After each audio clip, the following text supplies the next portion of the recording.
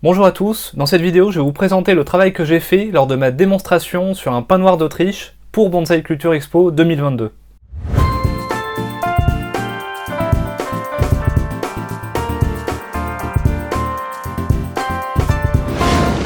Alors comme vous savez, Bonsai Culture Expo, c'est une grande exposition qui a lieu au Parc Floral de Paris. Donc pour le coup, c'était la seconde édition, donc le 28, 29, 30 octobre. Il y a eu pas mal de nouveautés, notamment la partie démonstration qui est une nouveauté. Il y avait beaucoup plus de professionnels aussi présents, et les stands étaient répartis vraiment sur une plus grande surface. Avant, tout était dans un pavillon, ça a permis au public de se balader un peu plus.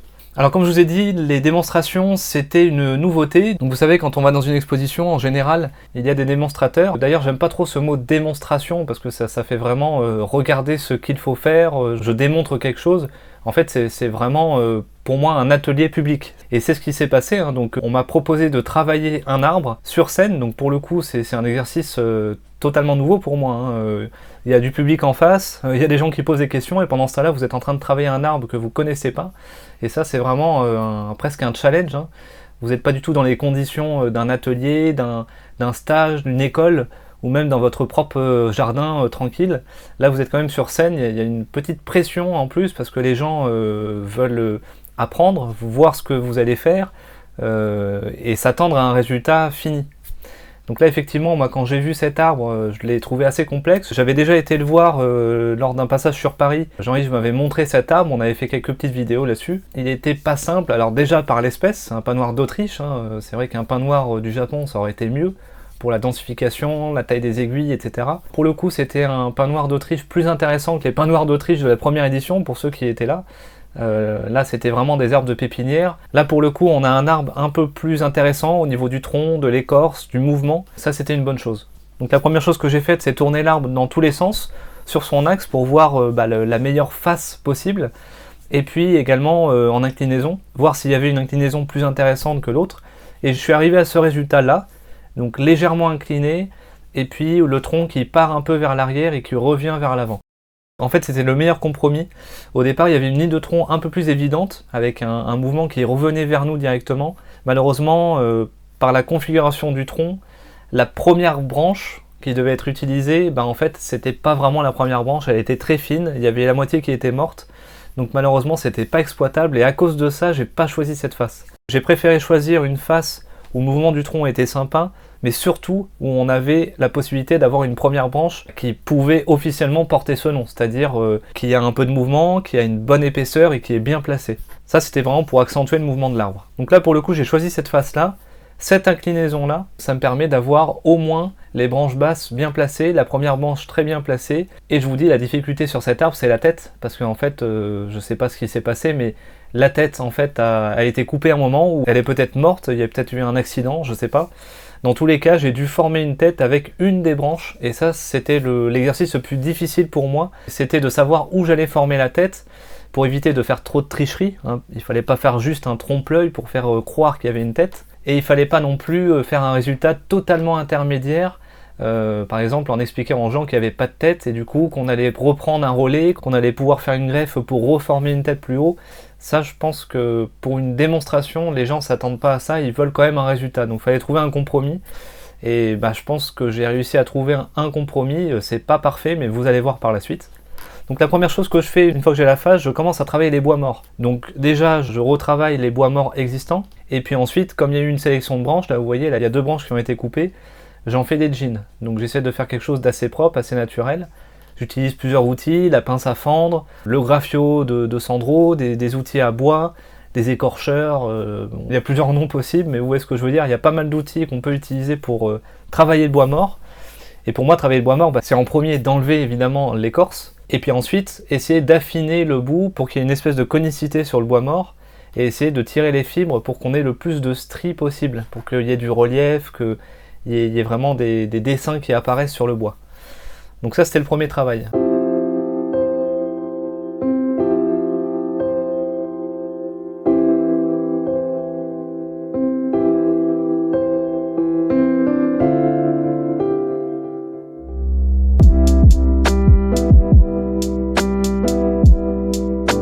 Le deuxième travail, ça a été la sélection des branches et des bourgeons.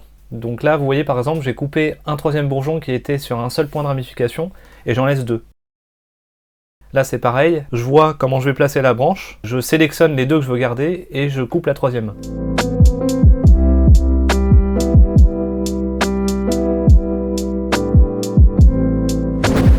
Donc là vous voyez l'accéléré, c'est ce que j'ai fait sur l'ensemble de l'arbre, essayer de me ramener à des divisions par 2, aussi bien sur les branches que sur les bourgeons terminaux. Ça permet de nettoyer la structure, de la simplifier et de faciliter aussi la ligature.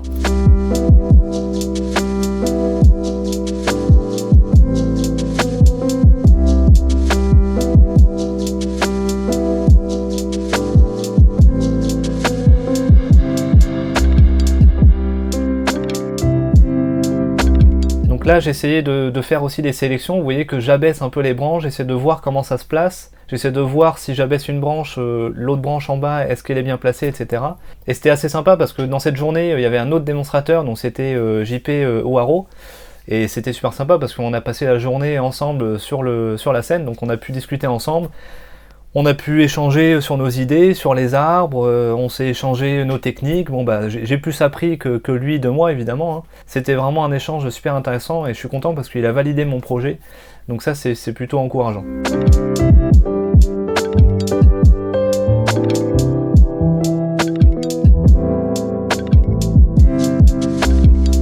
Donc là vous voyez un plan avec le public, hein. Comme je vous dis c'est quand même assez particulier. Hein. Il y a des gens quand même qui vous regardent de près et ils regardent votre travail, hein. Donc je peux vous dire que on n'a pas envie de faire de bêtises, on n'a pas envie de dire des bêtises, on a envie de faire au mieux et bon bah moi je me mettais dans ma bulle comme si j'étais dans mon atelier et je travaillais l'arbre comme je le sentais au mieux.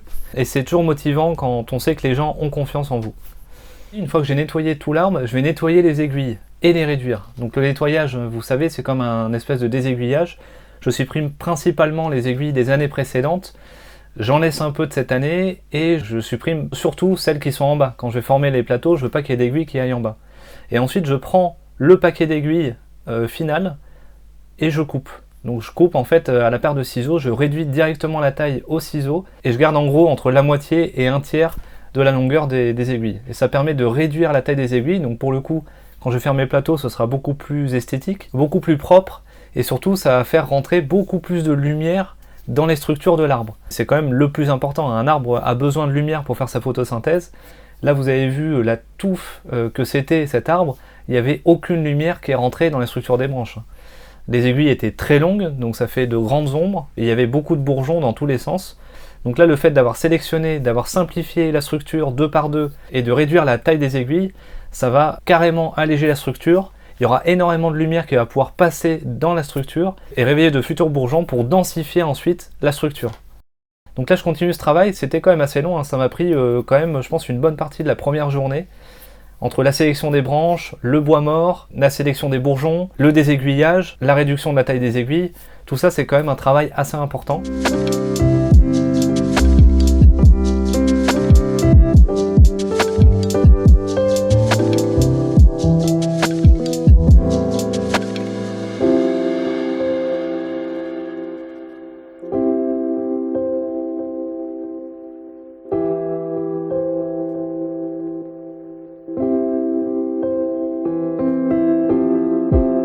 Donc vous voyez là je continue, là j'ai une autre branche que j'ai coupée, j'ai commencé d'ailleurs à la ligaturer pour la baisser légèrement. Il faut toujours profiter de ce bois qui reste assez tendre quand on fait le bois mort pour les ligaturer parce qu'après c'est trop tard, hein, ça se rigidifie énormément.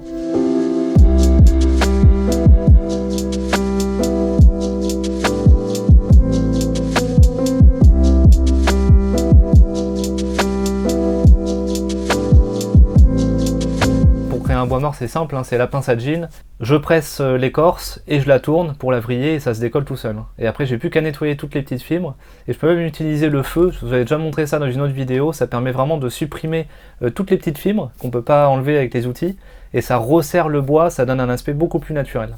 Et ça permet aussi de faire vieillir le bois en accéléré.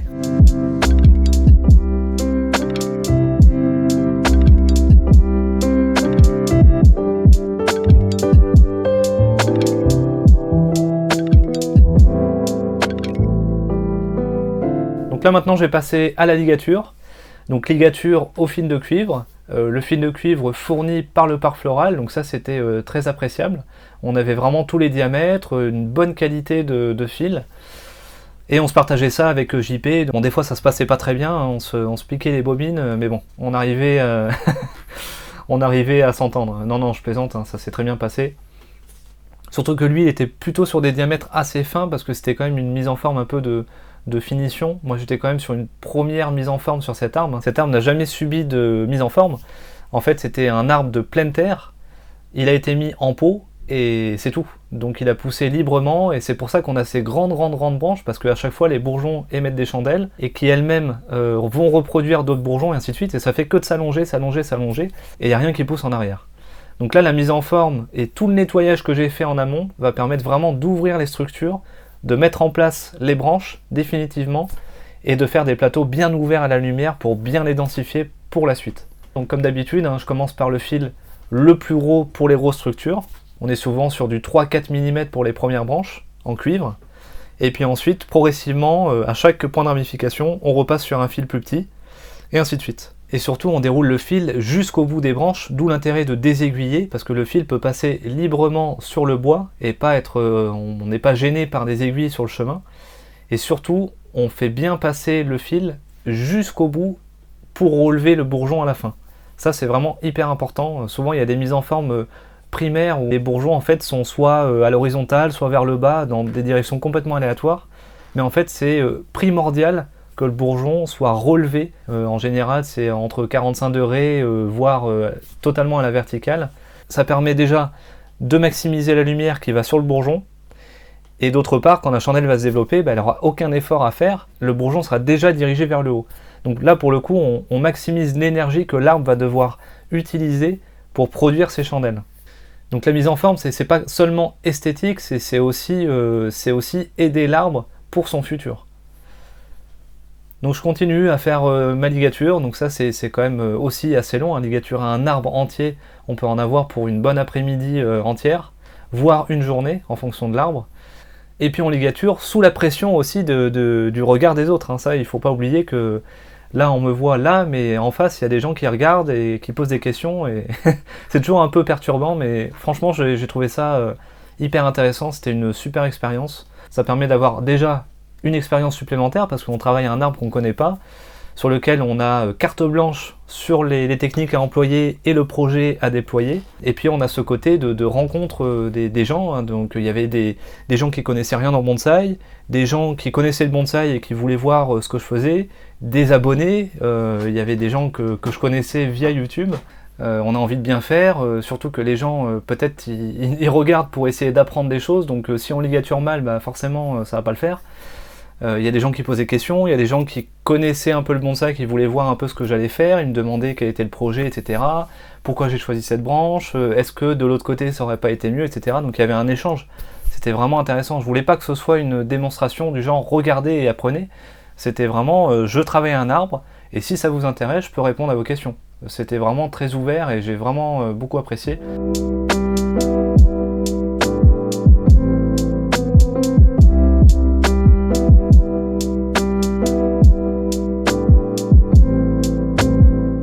Donc je continue ma ligature tranquillement, c'est toujours assez long, mais quand on a une méthode, une procédure qui fonctionne, on l'applique, on déroule le fil et on se pose pas de questions, on n'a pas de problème de croisement ou autre, il y a juste à bien réfléchir, toujours passer d'un fil à l'autre, toujours ancrer le fil sur deux branches, et puis sur l'une des deux avoir au moins 2 spires pour l'ancrage, et en utilisant ces règles, il n'y a jamais de souci.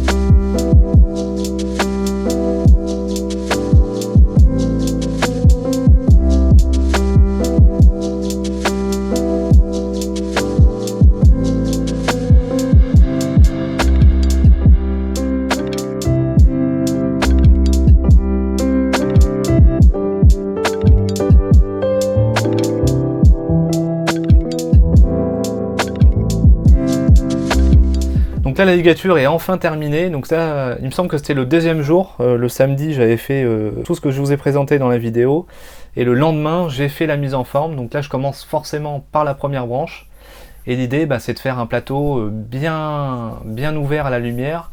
Donc souvent je commence en général par donner le mouvement de la base de la branche, donc vraiment la structure primaire, Donc là, vous voyez, je fais un pliage.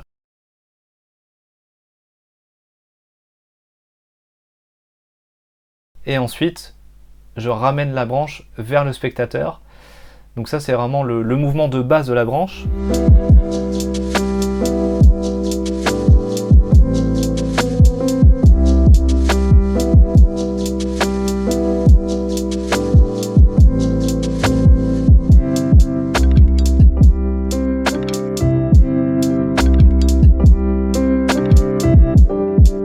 Donc là, je rigole, il y a quelqu'un qui a dû me faire une petite blague. Ensuite, je recule et on arrive progressivement aux structures secondaires, tertiaires, etc. Donc là, moi, pour construire un plateau, en fait, j'ai toujours 3 règles. Alors, pour chaque bifurcation, j'essaye d'écarter progressivement les branches. Il n'y a jamais de U ou de pont. J'essaye justement, au point de ramification, de rassembler les branches et de les écarter progressivement. Je trouve que c'est plus naturel, ça déploie progressivement le mouvement. Ensuite, les bourgeons terminaux, j'essaie d'avoir une distance inter-bourgeon fixe. En fonction de l'envergure de la branche, j'essaye d'avoir un écart par exemple de 3-4 cm entre chaque bourgeon, et j'essaie de respecter ça sur l'ensemble de l'arbre. Et pour terminer, pour le plateau, l'inclinaison des bourgeons, donc là je me suis donné à peu près 45 degrés d'inclinaison par rapport au plan horizontal, et ça je l'applique sur tout l'arbre. Et de cette manière, je trouve qu'on obtient des plateaux qui sont équilibrés et naturels.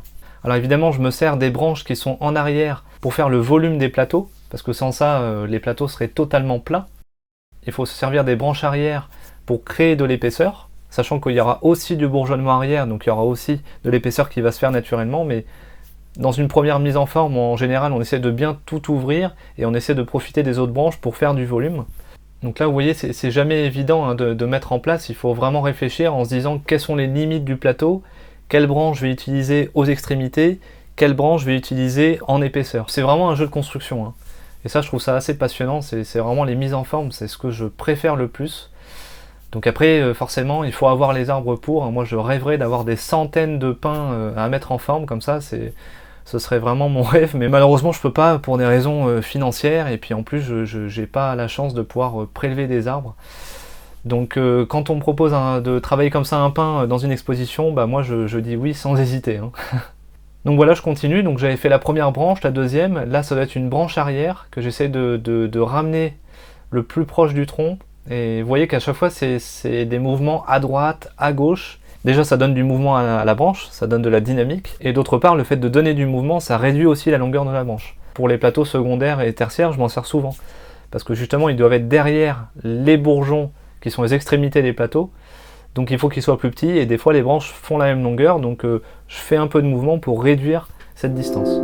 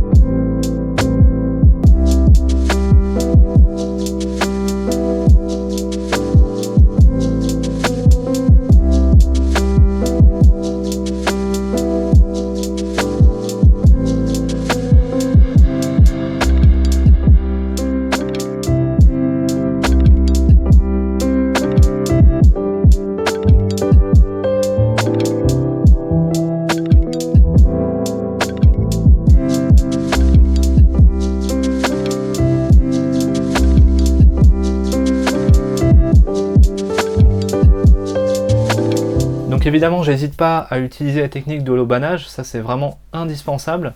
Je préfère donner l'inclinaison d'une branche via un auban plutôt qu'avec le fil, pour éviter de poser plein de fils, des fils très gros, et puis en mettre plein sur la branche.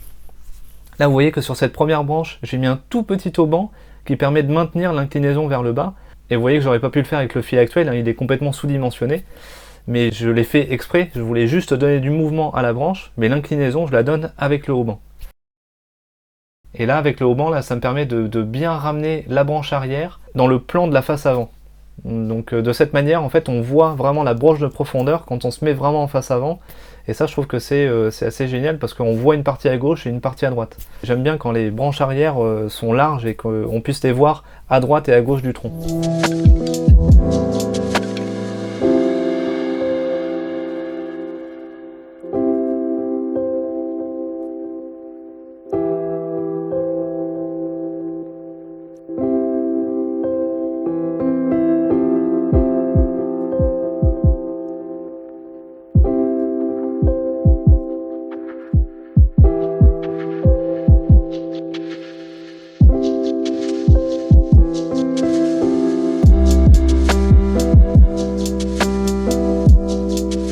Donc là des fois il y a des petits oublis de ligature, hein. Des fois il y a des petites branches qu'on a oublié de ligaturer, donc j'hésite pas à les refaire. Et ensuite je mets en forme. Donc vous voyez c'est toujours la même procédure pour construire, hein. Je mets en forme en premier la structure primaire, donc les plus grosses branches, et ensuite je passe aux petites branches jusqu'aux plus fines et ainsi de suite pour former mes plateaux. J'hésite pas aussi à regrouper des plateaux ensemble s'ils sont trop petits, et j'hésite pas à donner des altitudes différentes des plateaux pour donner plus de dynamique à l'arbre et éventuellement remplir des espaces vides.